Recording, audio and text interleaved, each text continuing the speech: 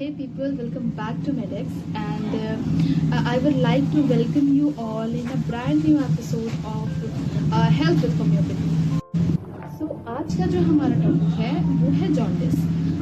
आपको पता होगा जॉन्डिस आप सबों को हुआ भी होगा या फिर आप लोग इस वर्ड के बारे में बहुत वेल अवेयर होंगे।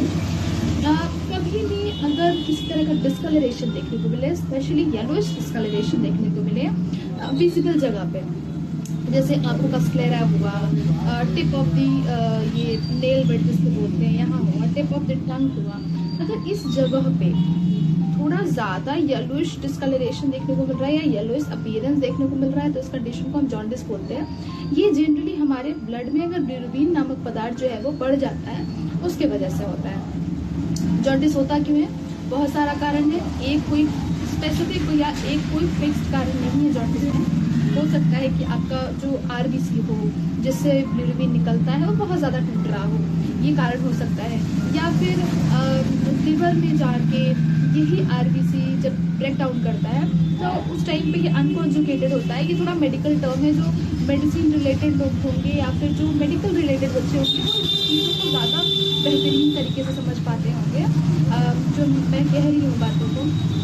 तो अनकॉन्जुगेटेड अगर बिलिरुबिन रहा आरबीसी में, उसको कॉन्जुगेट करने के लिए लिवर का इस्तेमाल किया जाता है या लिवर सेल्स का इस्तेमाल होता है। अगर लिवर में किसी तरह का कोई प्रॉब्लम है और उसकी वजह से भी हमको जॉन्डिस देखने को मिलता है, या फिर हम अगर किसी तरह का एक्सक्रीशन, अब देखिए 2-3 चीज़ें होती हैं जब आरबीसी टूटता है। तो एक तो आरबीसी का एक फंक्शन है, एक लिवर के पास जाने के बाद फंक्शन होता है, और तीसरा फंक्शन होता है एक्सक्रीशन का, यानी कि ब्रेक डाउन जगहों पे किसी तरह का कोई ऑब्स्ट्रक्शन हो रहा है, that we called as jaundice.